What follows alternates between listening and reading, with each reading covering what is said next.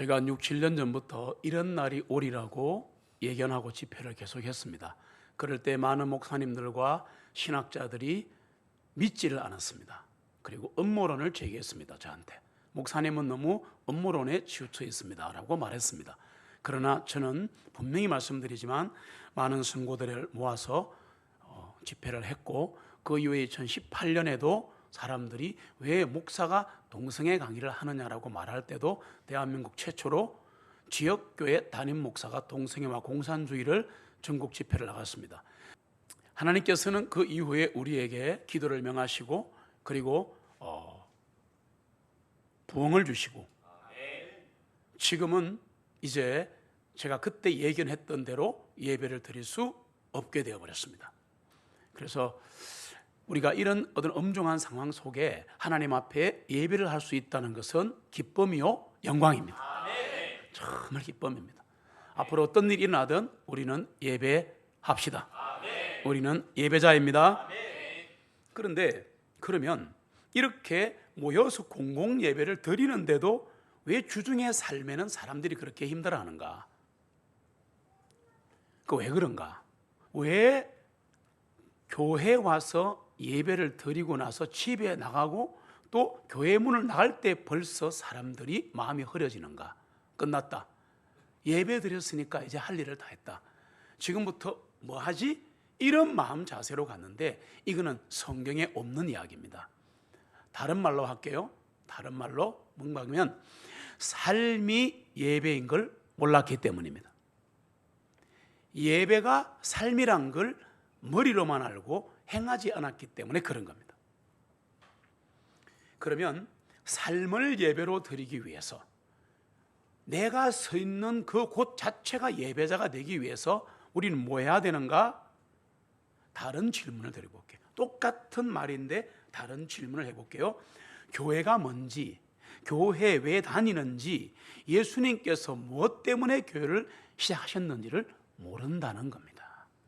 그걸 모르니까 여기 일주일에 한 번 모여서 드리는 이 예배가 예배다라고 생각하는 로마 카톨릭과 똑같은 게 돼버리고, 그래서 교회가 완전히 몰락해버린 겁니다. 말씀드린 대로 교회는 공공장소의 예배로 시작하지 않았다는 것. 그래서 예배만 드리고 돌아가면 점점 예배와 내 삶이 거리감이 생기게 돼 있다. 또 교회는 사람을 데리고 와서 전도하는 장소로 시작하지 않았다. 지금은 이렇게 되어 있는데 이것은 왜곡된 교회의 모습인 거죠. 그냥 교회 가자고 해서 데려다 놓을 뿐이지 삶의 현장에서 그 사람에게 복음을 전하지 않고 영혼을 구령하지 않고 그렇게 하니까 교회에 예수 믿지 않는 자가 지금 이렇게 많은 겁니다. 물론 모이면 예배도 해야 하고 전도 잔치도 해야 하겠지만 이게 교회에 오는 진짜 목적은 아니다 그 말이죠. 그러면 교회는 뭐하러 오고 교회 와서 우리는 뭘 해야 하는가? 뭘 해야 하는가? 몇 가지 정리해서 말씀드리겠습니다. 첫 번째로 교회는 위로와 격려를 받기 위해 오는 곳이다. 참 중요한 얘기를 했습니다. 무언가를 막 열심히 해서 막 그 교회 봉사하고 거기에 우리가 초점 맞추는데 그거는 결과라고 제가 말씀드렸습니다. 무엇을 하든 결과일 뿐입니다. 영혼 구령도 구령의 열매도 결과일 뿐이에요. 거기에 하지 말라는 게 아니라 그걸 목적으로 삼는 순간 진짜 중요한 목적이 눈에 안 보이게 되어 있습니다. 그렇지 않습니까? 제일 처음에 교회는 왜 오는가, 왜 모이는가? 위로와 격려를 받기 위해 온다. 요한복음 20장 19절에 보시면 같이 읽겠습니다. 그때 같은 날 곧 주간의 첫째 날 저녁 때에 제자들이 모인 곳에 유대인들을 두려워하여 문들이 잠겨 있었는데 예수님께서 오셔서 가운데 서서 그들에게 말씀하시기를 너희에게 평강이 있을지어다 하시니라. 아멘. 두려워하고 있는데 문을 뚫고 들어오셔서 부활의 주님이 너희에게 평안이 있을지어다 그렇게 말했지 않습니까? 그러면 예수님이 부활 이후에 제자들에게 찾아오실 때쯤에는 교회가 있었어요? 없었어요? 교회가 있었죠. 제가 누차 말씀드렸죠. 맞습니까? 12제자가 교회라 그랬죠. 네. 그래서 1세기의 제자들이 교회에 그때 모인 이유는 뭐냐? 두려웠기 때문이다. 그래서 제자들이 교회에 모인 건 두려워했다. 이것이 예수님께서 교회를 시작하신 이유이다. 교회 모임은 제자들이 박해 가운데서 위로를 받을 수 있는 유일한 곳이었다. 예수님께서 팔리시던 날 밤에 다락방에서 제자들을 만나셨습니다. 거기서 주님은 겟세마네 동산으로 가셔서 그날 밤에 잡혀가시고, 그리고 이제 십자가에 못 박히신 날이 수요일입니다. 그래서 우리가 수요일에 모이는 겁니다. 그럼 일요일은 왜 모이느냐? 이거 원래 일요일이에요. 정확하게 말하면 일요일 날은 우리 주님이 죽은 자 가운데에 다시 살아나신 겁니다. 그래서 교회는 주일에 모인다. 지금 제가 모인다고 했지 예배한다고 안 했습니다. 이해가 돼야 합니다. 그냥 모이는 게 교회입니다. 모여서 있다 보니까 예배도 하고 성경도 보고 구제도 하고 서로 교제하고 밥도 먹고 어쩌고 저쩌고 하다 보니까 한국말로 전도도 하게 된 거지, 그가 하루 모인 건 원래 아니었다. 오늘 그 얘기를 말씀드리는 겁니다. 그럼 다락방에 모인 것이 교회였음이 분명한 게 뭐냐? 주의 만찬을 행했습니다. 원래 초기 교회들은 거의 다 주의 만찬을 행했다는 겁니다. 그 주의 만찬이 지금처럼 목사가 가운 입고 그 다음에 요만한 종기에다가 포도주 이렇게 먹고 그 다음에 떡조가리 한 개 먹는 이런 형식적인 로마 카톨릭과 유사한 그런 성만찬이 아니라 배부르도록 먹었습니다. 식사였다는 겁니다. 그리고 형제 자매의 정을 나눴다는 겁니다. 이것이 다 사라져 버렸던 겁니다. 그래서 주의 만찬은 주님께서 지역교회에 주신 의식요 규례입니다. 주님이 부활하셨을 때 제자들이 모인 곳도 다락방이었다. 그래서 제자들은 위로받기 위해 교회에 모였다. 기억하셔야 됩니다. 요한복음 14장 1절로 2절에 보시면 같이 읽습니다.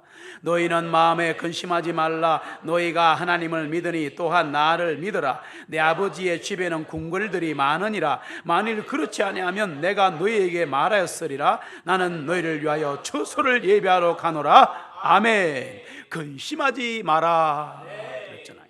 참 중요한 얘기를 하는 겁니다. 이걸 그대로 받아들이는 순간 근심이 사라집니다. 세상 말이 아니요 주님의 말씀이기 때문에, 성경 말씀이기 때문에 들은 거네 하는 사람은 말이 뚫고 지나가 버립니다. 그러나 이것이 주님의 말씀이요 오늘 나와 우리 교회에 주신 말씀이라고 믿고 진짜 마음으로 생각으로 아멘하는 순간 그 말씀이 내 영혼에 정착하는 겁니다. 성경에 나와 있습니다. 그리고 내 영혼육을 온전히 바꿔주는 겁니다. 그래서 분명히 예수님께서 마음에 근심하지 말라. 하나님 믿냐? 나를 믿어라. 이렇게 말씀하셨잖아요. 그래서 교회는 뭐냐? 두려움을 쫓아내는 곳이다. 어떤 사람이 불치병을 가지고 교회를 왔다? 교회는 그 두려움을 이기도록 도와줘야 합니다. 혼자 견디세요. 그러면 안 돼요. 어떤 루트를 거치든지 힘을 줘야 하는 게 교회입니다. 사람들이 경제 문제로 두려워합니다. 그러면 교회는 그 두려움을 쫓도록 도와줘야 합니다. 그게 위로와 격려란 뜻입니다. 하나님께도 받지만 우리끼리도 주고받아야 하는 겁니다. 제자들이 다락방에 모인 이유는 유대인들을 두려워했기 때문입니다. 그들이 우리를 죽일까 싶어서 그런 거예요. 이들은 홀로 있을 때보다 함께 할 때 용기와 위로를 받았다. 우리가 이럴 때가 있어요. 문제가 있거나 낙심되면 이상하게 요즘 교인들은 교회부터 안 옵니다. 참 이상하죠. 참 이상하죠. 네. 그것 때문에 문제가 생기고 낙심되는 것 때문에 교회가 시작됐기 때문에 그것이 우리가 모여야 할 이유인데도 불구하고 문제가 생기면 교회부터 안 오는 거예요. 그리고 각자 알아서 기는 거예요. 이게 왜냐? 교회가 지금 성경이 말하는 교회와는 너무 멀리 가 있다. 그래서 사람들이 교회 가서 내가 이 얘기하면 창피하겠지, 나를 비난하겠지, 내가 이혼했는데, 내가 돈이 없는데, 내가 아픈데 말해봤자 누가 도와주나? 이런 생각을 가지게 만들었다 이 말입니다. 교회가 완전히 변질된 겁니다. 홀로 있고 싶고 사람을 만나고 싶지 않을 때 그때야말로 홀로 있으면 안 됩니다. 그때가 교회로 모여야 할 때입니다.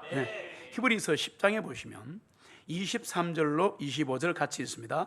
이는 약속하신 그분은 신실하시기 때문이니 우리는 우리의 믿음의 고백을 흔들림 없이 굳게 붙들고 서로를 생각하여 사랑과 선한 행위에 이르도록 격려하며 함께 모이는 일을 저버리는 어떤 사람들의 습관같이 하지 말고 오직 서로 권면하여 그날이 가까움을 볼수록 더욱 많이 그리하자, 더욱 많이 모이자, 그런 겁니다. 이 말씀은 우리가 함께 교회로 모이는 것을 피하면 안 된다.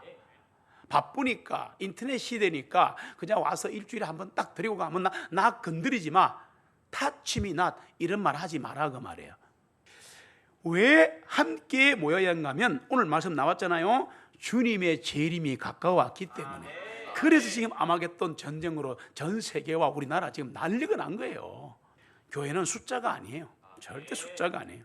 여기에 하나님이 계시는가, 말씀이 선포되고 있는가, 성도들이 말씀으로 위로를 받는가, 그러면 교회죠. 그러면 교회죠. 우리가 다 함께 들림 받을 것이라는 사실에서 위로받기 위해 교회로 모여야 합니다. 모이면 위로와 격려를 주님이 주시고 성도끼리 나눌 수 있다. 데살로니가전서 4장 16절로 18절을 같이 읽습니다.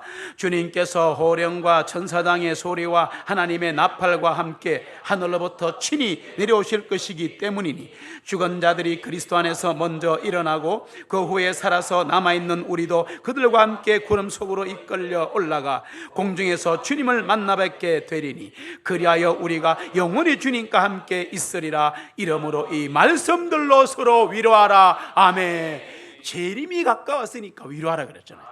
곧 주님 만난다. 사도전 5장 23절로 24절을 같이 읽습니다. 평강의 하나님께서 너희를 완전히 거룩하게 하시고 너희의 모든 영과 혼과 몸이 우리 주 예수 그리스도께서 오실 때까지 흠이 없이 보존되기를 내가 하나님께 기도하노라. 너희를 부르시는 분은 신실하시니 그 목에서 또한 그것을 행하시리라. 형제들아 우리를 위하여 기도하라. 아멘. 교회는 세상에서 무시당하고 상처 입은 사람들끼리 모여서 격려하고 위로받는 곳입니다. 그런 곳입니다. 왜냐하면 하나님은 신실하시기 때문에, 하나님은 절대 배신이 없으시기 때문에, 한 번 잡은 손을 놓은 적이 없기 때문에, 우리가 놓은 것처럼 느끼고 우리가 잊고 살 때가 있지만 하나님은 단 한 번도 구원받은 이후에 우리를 놓은 적이 없으시다. 그리고 하나님의 사람들도 신실하다. 이것을 인정하시기 바랍니다. 하나님은 한 번도 나를 실망시킨 적 없으십니다. 두 번째로 왜 우리는 교회로 모이는가 하면요, 교회는 성숙의 장소입니다. 성경 곳곳에 우리 보고 성숙하라 하셨습니다. 그리스도의 장성한 분량에 충만한 데까지 이르라고 말씀하셨습니다. 에베소서 4장 11절로 16절을 보면 좀 길지만 같이 읽습니다.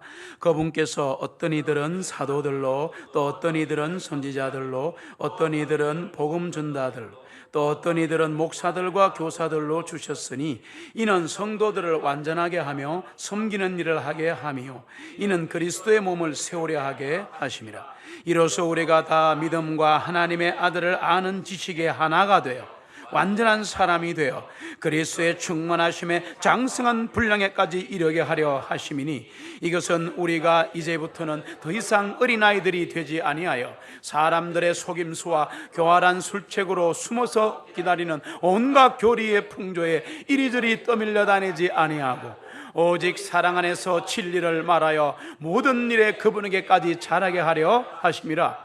그분은 머리시니 곧 그리스도시니라. 그분으로부터 온몸이 각마디를 통하여 공급을 받아 정연하게 결합되고 체격이 형성되어 각 부분의 분량대로 효력 있게 역사하여 몸을 성장시키며 사랑 안에서 스스로를 세우느니라. 아멘. 그리스도의 몸은 지역에 흩어져 있는 하나하나의 신학교회입니다. 사랑진 교회는 그리스도의 몸된 교회입니다. 교회는 그리스도의 몸이고 그리스도는 교회의 머리시기에 그분이 교회를 소유하시는 겁니다. 교회는 목사 것이 아닙니다. 장로 것이 아닙니다. 헌금 많이 한 사람 게 아닙니다. 박사께 아닙니다. 아무도 소유할 수 없습니다. 교회는 예수님만이 거닐 수 있습니다. 예수님만이 주인이십니다. 우리는 모두 종입니다. 말씀의 종, 섬김의 종, 찬양의 종, 복음 선포의 종, 사랑의 종. 할렐루야. 네. 하나님께서 우리에게 교회를 주셨습니다. 교회는 하나님이신 예수 그리스도의 핏값으로 사신 겁니다. 그래서 마귀가 손댈 수가 없는 겁니다.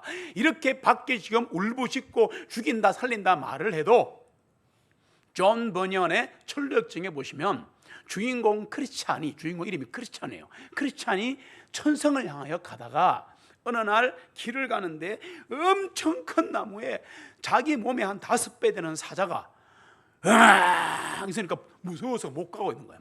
계속 못 가는 거야. 그때 전도자가 나타나가지고 자세히 보세요, 크리스찬. 자세히 보세요. 보니까 소리는 크게 지르고 막 이빨도 크고 막 침을 흘리면서 막 잡아 먹으려고 하는데 보니까 사슬에 묶여 있는 거라. 사단은 예수님이 십자가에 돌아가실 때 사슬에 묶여 버렸습니다. 끝나버렸습니다. 지금은 상처 입은 사자입니다. 다른 사람들은 잡아먹을지 몰라도 구원받은 하나님의 사람은 손댈 수 없다.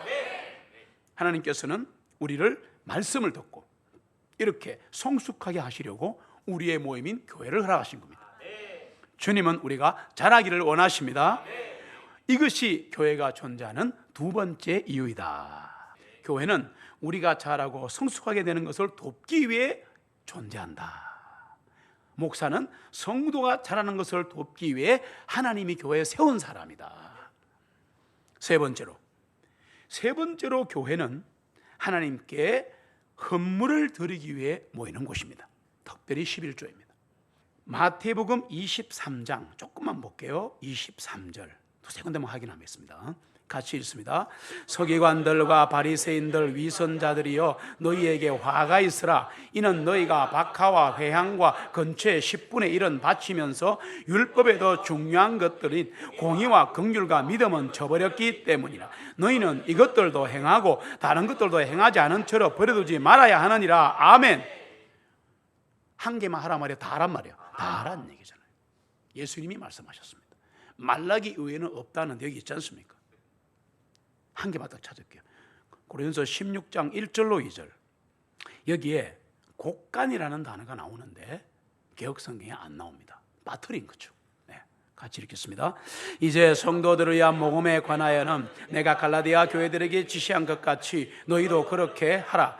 그 주의 첫날에 너희 각자가 하나님께서 형통하게 하신 대로 곡간에 모아 두었다가 내가 갈 때는 모금하는 일이 없게 하라. 아멘. 그래, 원래 헌금은 연보예요.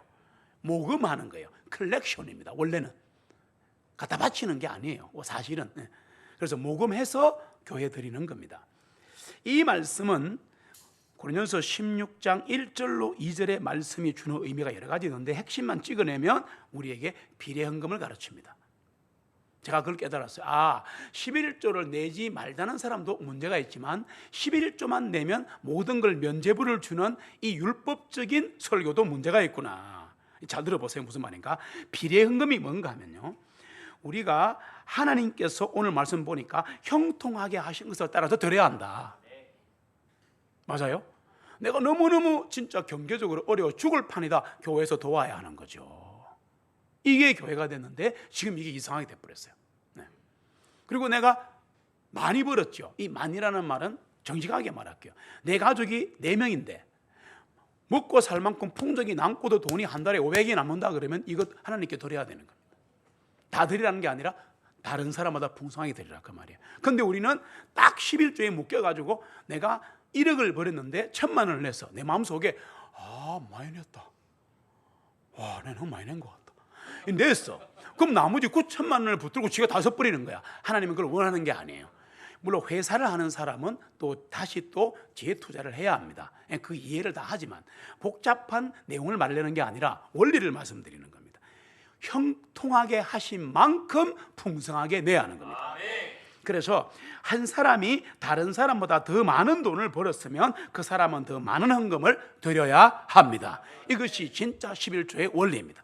이해하셨습니까? 네.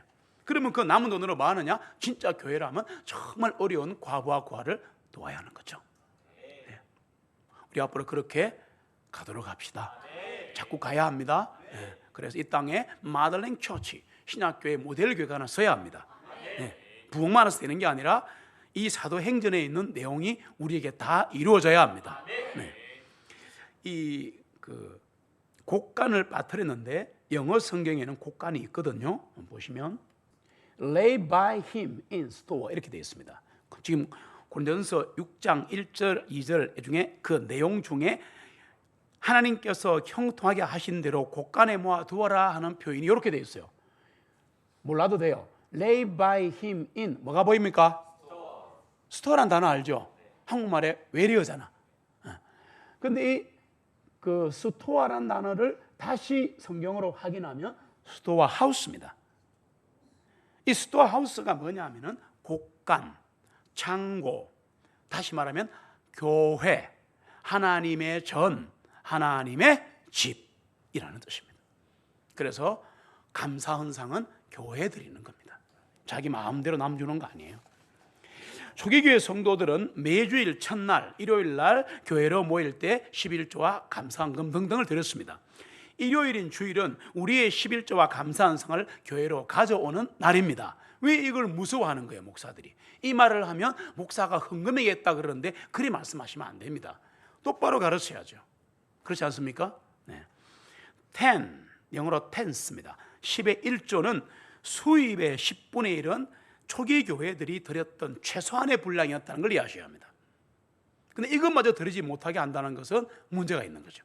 그렇다고 그 돈을 가져가는 것도 아닌데 어차피 그 교회에 쓰는 건데, 맞죠? 네. 그래서 우리는 드리기 위해 교회 온다, 이해하시고요. 이거를 좀 강하게 표현한 것이 켈빈입니다.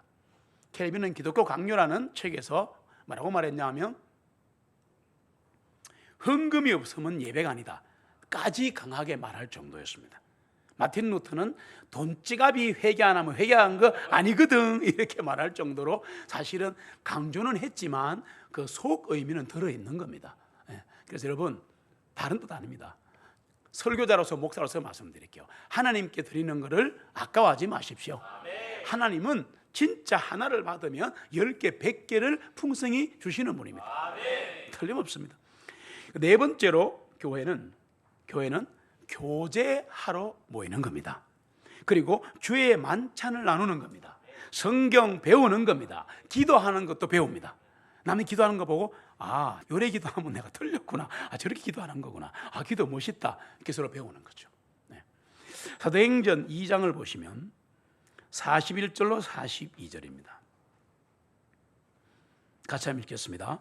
그때 그의 말을 기쁘게 받아들인 사람들은 침례를 받으니 그날에 약 3,000명의 혼들이 그들에게 더하여 지니라. 그들이 사도들의 교리와 교제와 빵을 떼는 것과 기도드리기에 흔들림 없이 꾸준히 서가니라. 아멘. 그때는 신약 성경이 없기 때문에, 구약만 했었기 때문에 사도들이 예수님의 가르침을 직접 가르친 것을 닥트린, 교리라, 진리라 그렇게 말했습니다. 그리고 교제를 했어요. 빵을 뗐어요. 그리고 기도했습니다. 다 뭉치면 이것을 예배라 이렇게 말합니다. 형식으로 드리는 게 아니다. 맞아요? 그래서 교회에 모여서 하는 것들이 다 예배가 되는 겁니다. 여기서 교제라는 단어는 우리 이런 거 하죠. 뭐 성령이 교통하시고 이런 말 들어봤죠? 똑같은 말입니다. 교제는 교통을 말합니다. 사귄다는 게 아니에요. 잘 들었어요. 교제가 뭐라고요? 교통입니다. 교통의 한국말 소통입니다. 필링 됩니까 이제? 지금 현대교회는 소통이 막혀 있습니다. 맞아요. 복잡한 직급 얘기하지 않고 복잡한 얘기하지 않을게요. 지금 현대교회는 끼리끼리 다 막혀 있습니다. 아주 소수의 사람끼리만 친합니다. 1,000명이 모여도. 맞아요. 그리고 1년 내내 목사 손 한 번 못 잡아봅니다. 확실합니다. 이건 교회가 아니에요. 교제가 뭐냐? 그리스도 안에서 서로 왕래하며, 그리고 생각을 소통하는 거예요. 그래야 내가 잘못된 것을 바꿀 수가 있는데, 사람들은 언제나 이렇게 생각합니다. 어느 교회를 옮기거나 어떤 강의를 들으러 가면 내 지식이 맞다고 생각하기 때문에 딱 고소하면서 틀렸네, 왜 저러지, 이렇게 얘기합니다. 성경이 뭐라고 말하는지를 생각하지 않고 내 생각을 고소하는 겁니다. 이것을 자꾸 정화시켜서 교회는 말씀으로 씻어 정화되는 겁니다. 그러니까 내가 아는 게 아니에요. 말씀이 선포되면 베레아 교인처럼 이게 맞나 안 맞나 묵상을 하시면서 맞으면 바로 안 되는 틀린 거 버려야지. 내가 알고 있는 게 다가 아니라는 겁니다. 소통이 불통인 시대, 소외의 시대에 주님 안에서 소통하는 것이 교회이다. 이거를 쉬운 말로 교제라. 근데 교제라는 말에 위험성이 있어요. 사귄다는 느낌 잡고 있는 거예요. 밥 먹는다. 그게 아니라니까. 교제도 하지만 주의 만찬을 나누고 성경을 배우고 기도해야 합니다. 네, 이게 교회란 말이에요. 그래서 우리가 하나님의 일을 하는 가운데 연합하면서 이런 진심 어린 말을 서로 나눠야 합니다. 우리는 너무 말에 인색해. 그리고 특히 경상도는 진짜 말이 뚝뚝하고 인색해. 물론 서울은 너무 서울내기 담아내기 맛 좋은 고래고기야. 그래서 너무 말이 바삭바삭한데 진심이 없어. 그러나 경상도도 조금 부드러워져야 한다. 성도는 나 경상도다, 와, 이러면 안 돼요. 유명한 얘기가 있잖아. 그 경상도 남편하고 서울 아내가 살았는데, 서울 아내가 그 동창회 갔다 가지고 투명 지갑을 본 거야. 너무너무 멋있어. 막 그래가지고 돌아왔어. 여보, 나도 그 멋진 그 망사 지갑 사줘, 이랬더니 남편이 뭐라는 줄 알아요? 와, 도이 덥다하다나. 이래 하면 안 되는 거야. 교회에서는 그렇게 하면 안 돼. 교회에서는 받아줄 줄 알아야 돼요. 그래야 오해가 없습니다. 나는 그날이 힘이 들어서 지나갔는데 내가 그 사람 못 봤어. 그럼 오해하는 거야. 그럼 가서 말을 해야 돼. 피곤하세요? 왜 인사 안 하는데? 이러는 게 아니고, 피곤하세요? 무슨 일이 있으세요? 물으면 분명히 있을 거야. 아, 그래요? 하고 지나가면 될 걸, 인사 안 했네, 내를 좀 우습게 본다 이거지. 이런 식으로 다 오해가 쌓이는 거야. 우리 교회 사람 다 해봤잖아. 소통해야 합니다. 항상 만나면 이렇게 해야 돼요. 하나님이 복 주시기를 원합니다. 이 말을 할 수 있어야 돼. 그게 뭐냐? 주는 거잖아요. 그 다음에 위하여 기도하겠습니다 라고 말을 하면, 했죠. 내가 기도하라고. 거짓말 하지 마라 그랬지. 그러니까 기도를 해주고 그 말 할 수 있어요. 오늘 안 되는 거는 말하지 말고 한번 옆 인사해 봅시다. 하나님이 복 주시기를 원합니다. 한번 인사해 봅시다. 이렇게 말을 할 줄 알아야 돼요. 또 한 개 합시다. 위에서 기도하겠습니다. 야, 했어요? 그 다음 다시 이제 또 물어봅시다. 참말로.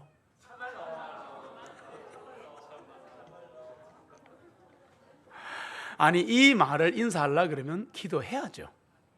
기도를 해야 이 말이 나오니까 가만 생각해 보면 중요한 인사죠. 그렇죠? 아, 저 사람은 맨날 저거 좀 이게 까칠남이고 막 이게 막 도시 여자고 이래가지고 별로 잘 되는 건 안 봐라. 이게 되면 안 되는 거예요. 진짜 그래요. 내한테 뭔가 까칠하니까 저 사람은 잘 되면 안 된다, 이런 마음이 있는 게 인간들입니다. 말로 표현하는 순간 사단에 물러가는 거예요. 영적인 법칙을 말할게요. 사단에 물러가요. 사탄은 절대 도망 안 가고 끝까지 깡패처럼 달라드는데 요 전선에 타 죽어요. 사랑 전선에 마귀는 타 죽는다. 잊지 마시고, 내가 먼저 사랑하고 내가 먼저 고맙다 그러고, 이게 네 번째 교회가 모이는 이유다. 그리고 예수님께서 갈보리에서 이루신 그 십자가의 일을 기념하고 기억하기 위해서 빵과 포도즙을 함께 떼는 곳이다. 그리고 성경도 배우고 기도를 배우는 것이 교회다. 이해하시면 됩니다. 다섯 번째로 교회는 뭐 하는 곳이냐? 영혼 구령을 하라는 게 아니고 영혼 구령을 가기 위해서 감동받는 곳이다. 우리는 잘못 알고 있습니다.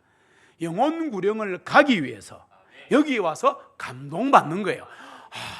영혼 구령 해야 되겠다. 마태복음 28장 16절로 20절 같이 읽습니다. 그때 11 제자들이 갈릴리로 가서 예수님께서 그들에게 지시하신 산으로 들어가 그들이 주님을 뵙고 경배를 드리나 오히려 의심하는 자도 있더라.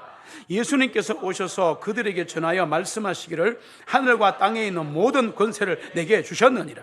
그러므로 너희는 가서 모든 민족들을 가르치며 그들에게 아버지와 아들과 성령의 이름으로 침례를 주며 내가 너희에게 명령한 모든 것들은 무엇이든지 그들에게 가르쳐 지키게 하라. 보라, 내가 세상의 끝까지 너희와 항상 함께 있느니라 하시니라. 아멘. 교회에서 우리는 영혼 구령에 대한 감동도 받고 잘하는 사람을 보고 배울 수 있어야 합니다. 아, 저렇게 하는구나. 수많은 사람들이 교회에 올 수 없다는 거 아시죠? 그러나 우리는 갈 수 있잖아요. 왜? 우리는 사회 속에 후속돼 있으니까. 직장과 학교와 집 근처에서 만나는 사람들을 다 데리고 올 수는 없다 하더라도 우리는 그들이 있는 곳으로 가서 복음을 전할 수 있다. 산들넘음이 더욱더 많아지기를 소망합니다. 그럼 목사는 뭐냐? 교회 성도가 영혼 구령을 하도록 가르치고 감동 주는 사람이다. 사랑긴 교회 모든 성도가 매일 영혼 구령자가 되기를 소망합니다. 이것이 하나님이 교회를 향하신 구원 계획이고 교회를 세우신 목적 중에 하나입니다. 예수님께서 교회를 세우신 5가지 이유를 평생 기억하시기 바랍니다.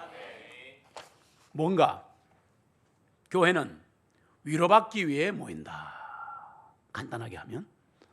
두 번째, 교회는 자라기 위해 모인다. 세 번째는 하나님께 헌상하기 위해 모인다. 네 번째는 교제와 주의 만찬과 성경과 기도를 배우는 곳이다. 마지막으로 영혼 구령을 위해 감동받는 것이다.